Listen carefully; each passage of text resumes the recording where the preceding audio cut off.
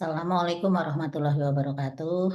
Sesuai dengan permintaan beberapa mahasiswa yang meminta Ibu untuk mengulang merekap lagi atau menjelaskan lagi tentang fungsi transenden. Oke, fungsi transenden yang pertama yang kita pelajari adalah fungsi inverse. Sebuah fungsi dia mempunyai inverse kalau dia fungsi satu-satu. Fungsi satu-satu itu bisa ditandai dengan uji garis horizontal. Jadi kalau ada sebuah fungsi gitu ya, ini sumbu Y, ini sumbu X, kemudian ada sebuah fungsi, misalnya fungsinya seperti ini gitu ya, menggunakan uji garis horizontal, kalau dia memotong hanya tepat di satu titik, maka dia fungsi satu-satu. Ini miring-miring sedikit ya nggak apa-apa lah ya. Kemudian bagaimana cara mengetahui fungsi satu-satu? Salah satunya kalau tidak menggunakan uji garis horizontal adalah dengan cara kita harus mengetahui dia fungsinya monoton naik, monoton turun, atau selalu naik, selalu turun gitu ya. Nah, selalu naik, selalu turun itu berarti kita berhubungan dengan apa? Berhubungan dengan turunan pertama.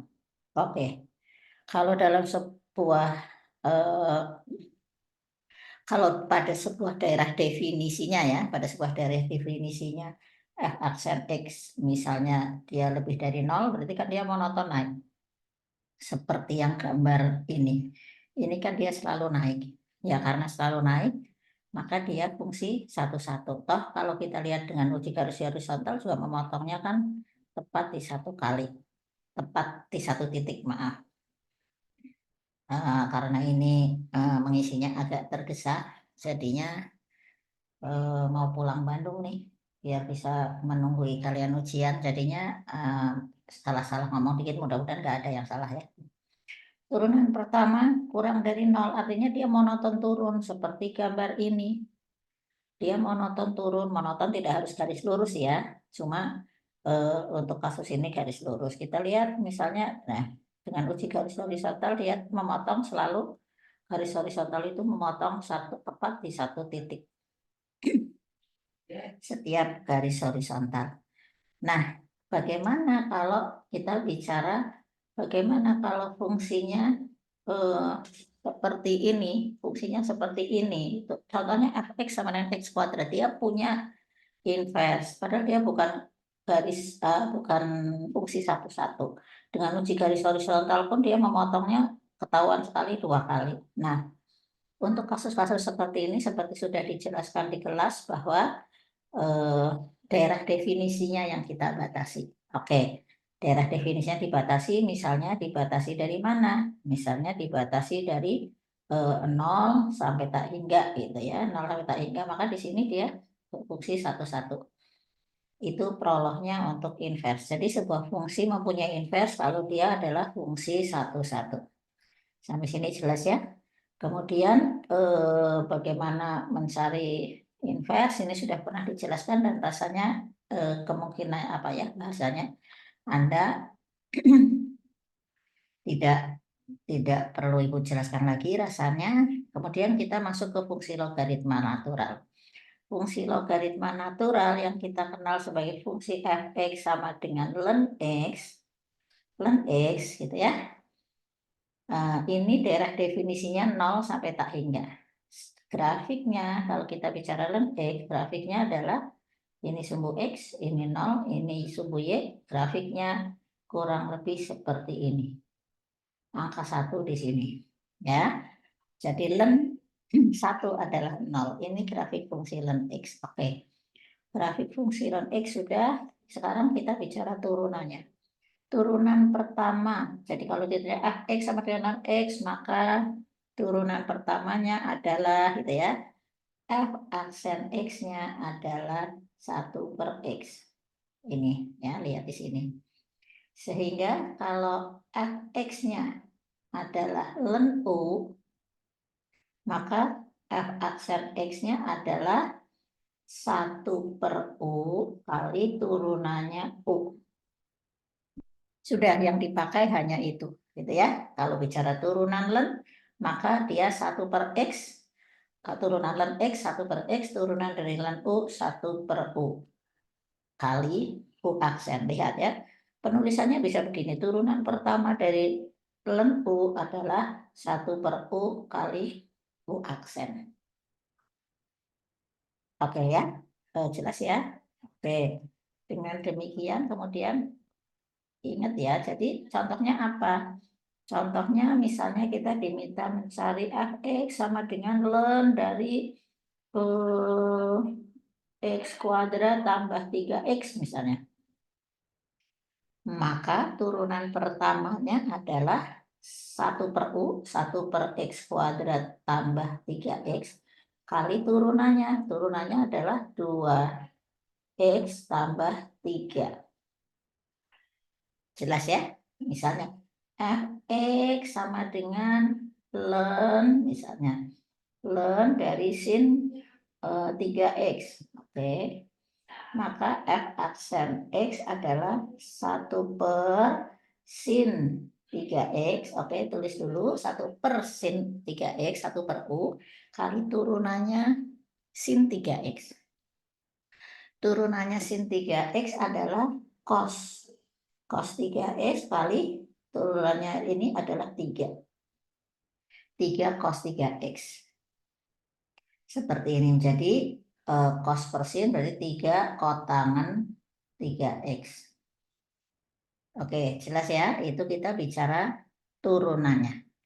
Sekarang kita akan bicara bagaimana integral yang menghasilkan fungsi logaritma natural. Oh, ini ada contoh-contoh di sini, sifatnya oke, grafiknya oke, Anda bisa pelajari sendiri. Sekarang kita bicara integral yang menghasilkan inverse ini. Jadi maaf ya, kerusuhan. Integral 1 per x dx sama dengan ln x plus c. Oke, termasuk integral 1 per u du adalah ln u plus c. Tidak ada rumus lain ya. Kalau kita bicara rumus, Anda kan kadang-kadang nanya rumus itu ya. Tidak ada rumus lain. Jadi integral 1 per u du adalah ln u. Ingat, integral 1 per u du ln u. Atau mungkin Anda terbiasa integral du per u. Boleh integral du per u juga ln u. Kan sama, ini mah hanya penyebutan saja ya. Oke. Sebagai contoh misalnya integral dari x per x kuadrat tambah 5 dx misalnya ya. Maka kita misalkan U sama dengan X kuadrat tambah 5. Gitu kan? Maka DU adalah 2X dx. Lihat integralnya lagi. Di sana ternyata ada X dx kan ya. Ini X dx itu ya. Ada X dx. Maka X dx itu apa? X dx itu adalah sama dengan DU per 2. Jadi di sini integral x dx itu du per 2 setengah du per 2 ya per x kuadrat per 5 adalah u. Berarti hasilnya adalah setengah ln u plus c. Kembalikan lagi, setengah ln u itu tadi apa? X kuadrat plus 5 plus c. Oke, bisa ya dipahami yang ini. Nah, apakah Anda juga harus hati-hati? Oke, Anda bisa pelajari di PPT-nya bagaimana kalau diminta integral tentu. Integral tentu itu ada batas bawah, ada batas atasnya ya. Ingat, Ibu selalu sampaikan bahwa kalau integral tidak ada batas bawah, batas atas, maka integralnya hasilnya diakhiri dengan plus C. Oke. Pertanyaan Ibu sekarang, integral misalnya dx per X pangkat 3 apakah sama dengan ln dari X pangkat 3 plus C? Ini apakah ya? Apakah? Gitu ya. Oke. Untuk yang masih sedikit bingung, Ibu akan sampaikan kita buat U-nya adalah X pangkat 3. DU-nya apa? DU-nya adalah 3X kuadrat DX. Pertanyaannya, ada nggak di sini X kuadrat DX? Tidak ada. Jadi kalau langsung ln tentu ini salah. Ya. Terus yang benarnya bagaimana, Bu? Benarnya adalah integral dx per x pangkat 3, ya. Integral dx per x pangkat 3 kita bisa tuliskan sebagai integral x pangkat min 3, kan 1 per x pangkat 3 sama dengan x pangkat min 3 dx. Nah, kalau begini kan berlaku tambahi 1 berarti min 2, jadi min 1 per 2 x pangkat min 2 plus c, atau min 1 per 2x kuadrat plus c, ingat plus c. Oke, selesai. Fungsi eksponen natural. Fungsi eksponen natural ini adalah inversnya dari fungsi logaritma natural, sehingga berlaku ln dari e pangkat x adalah x dan e pangkat ln x adalah sama dengan x. Oke.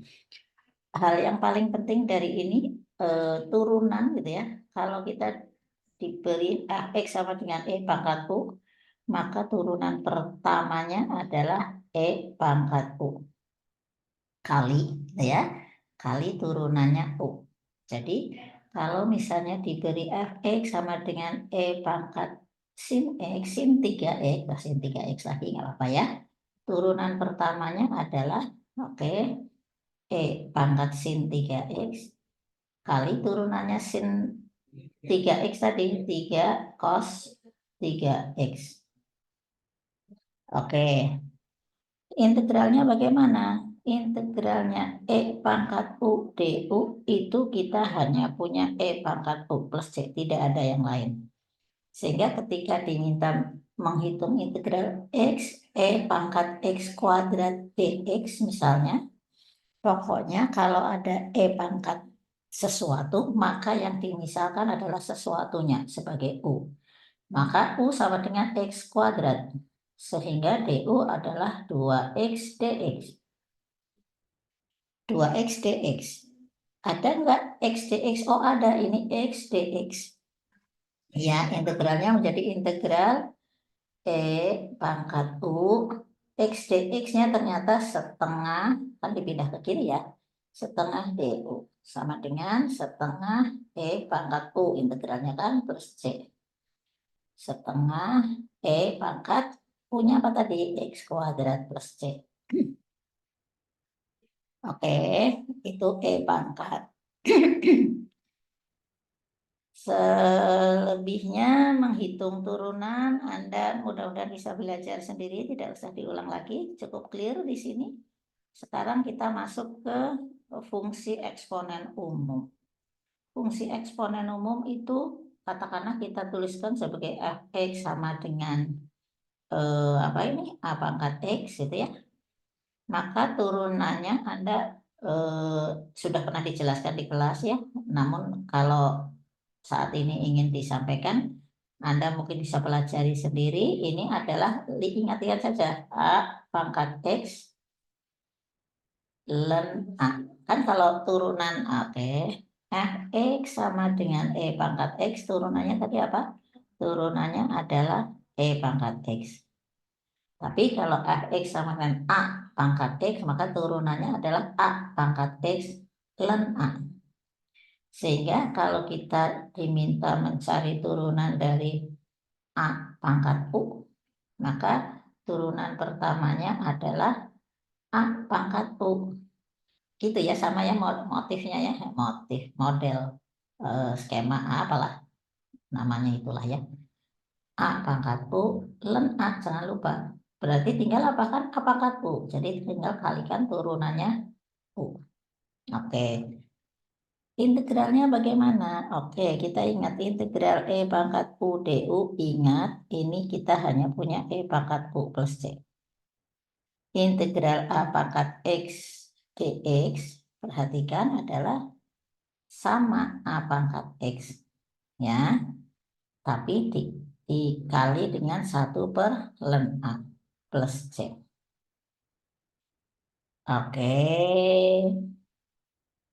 Ini berarti sudah eksponen umumnya, sudah logaritma umum. Nah, perhatikan saja fungsi logaritma umum adalah Y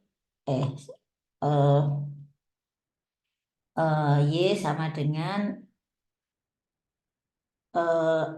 A log X itu ya. Y sama dengan A log X. Oke, kita biasa menggunakan fx jadi rada aneh, nggak apa-apa lah ya. Berarti Y aksen sama dengan gitu ya. Y aksen sama dengan 1 per X 1 per X per ln A 1 per X ln A ya. Jadi kalau fx sama dengan fx sama dengan A log U, maka f aksen X sama dengan 1 per U, sama ya dengan ln tadi ya, 1 per U kali ln A kali turunannya U. Oke, nah itu barangkali yang bisa disampaikan saat ini. Terima kasih.